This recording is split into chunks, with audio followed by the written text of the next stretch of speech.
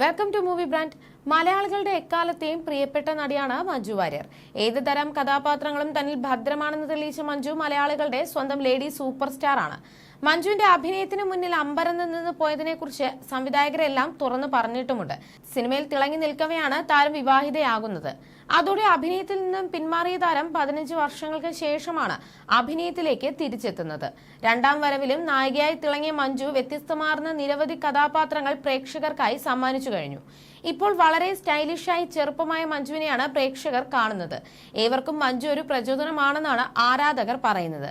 തന്റെ സ്വപ്നങ്ങളും നടക്കാതെ പോയ ആഗ്രഹങ്ങളും ഒക്കെ നേടിയെടുക്കുന്ന തിരക്കിലും സന്തോഷത്തിലുമാണ് നടി.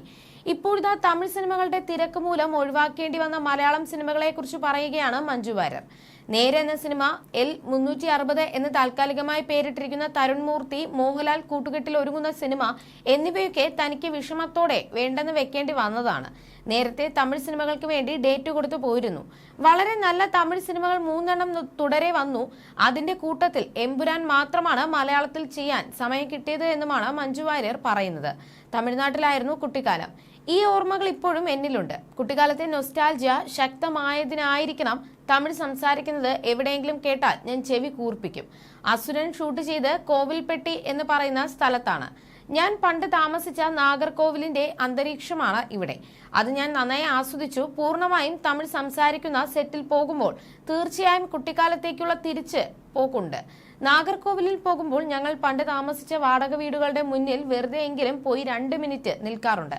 അടുത്തിടെ ലേഡി സൂപ്പർ സ്റ്റാർ എന്ന വാക്ക് തന്നെ തനിക്ക് ഇപ്പോൾ ഇൻസൾട്ട് ആയിട്ടാണ് തോന്നുന്നതെന്നും താരം പറഞ്ഞു. കാരണം പലരും ആ വാക്ക് ഓവർ യൂസ് ചെയ്ത് അവരവരുടെ ഡെഫിനിഷൻസ് കൊടുക്കുകയാണ്. അതിനെ സംബന്ധിച്ച് ആവശ്യമില്ലാത്ത ചർച്ചകളാണ് സോഷ്യൽ മീഡിയയിലൊക്കെ നടക്കുന്നത്. അതുകൊണ്ട് തന്നെ എനിക്ക് അതിലേക്ക് കടക്കണ്ട. എനിക്ക് ആളുകളുടെ സ്നേഹം മാത്രം മതി, അല്ലാതെ ഈ ടൈറ്റിലുകൾ വേണ്ട. ഒരു സിനിമയ്ക്ക് ആവശ്യമായ കഥാപാത്രങ്ങൾ മതിയാകും. എന്നെ സംബന്ധിച്ച് ഈ നായകൻ എന്ന ജെൻഡറിനെ ബേസ് ചെയ്ത് പറയുന്നത് തന്നെ ഔട്ട്ഡേറ്റഡ് ആണ് എന്നാണ് ഞാൻ വിശ്വസിക്കുന്നതെന്നും താരം പറഞ്ഞു. അതേസമയം വേട്ടയാൻ, വിടുതലൈ 2, മിസ്റ്റർ എക്സ് എന്നിവയാണ് മഞ്ജുവിന്റെ പുറത്തിറങ്ങാനിരിക്കുന്ന തമിഴ് സിനിമകൾ. രജനികാന്തിന്റെ ഭാര്യയായാണ് മഞ്ജു വേട്ടയാനിൽ എത്തുന്നത്. വിടുതലൈ 2-വിൽ വിജയ് സേതുപതിയാണ് നായകൻ. ആര്യ, ഗൗതം, കാർത്തിക് എന്നിവർക്കൊപ്പമാണ് മിസ്റ്റർ എക്സിൽ മഞ്ജു അഭിനയിക്കുന്നത്. ഫൂട്ടേജാണ് നടിയുടെ പുതിയ ചിത്രം. ഓഗസ്റ്റ് 23-നാണ് തിയേറ്ററുകളിൽ എത്തുക. എഡിറ്റർ സൈജു ശ്രീധർ ആദ്യമായി സംവിധാനം ചെയ്ത സിനിമയാണ് ഫൂട്ടേജ്. വിശാഖ് നായർ, ഗായത്രി അശോക് എന്നിവരാണ് ചിത്രത്തിൽ മറ്റ് പ്രധാന കഥാപാത്രങ്ങളെ ചെയ്യുന്നത്. ചെറിയൊരു ഇടവേളയ്ക്ക് ശേഷമാണ് മഞ്ജു വാര്യർ മലയാളത്തിലേക്ക് വീണ്ടും എത്തുന്നത്.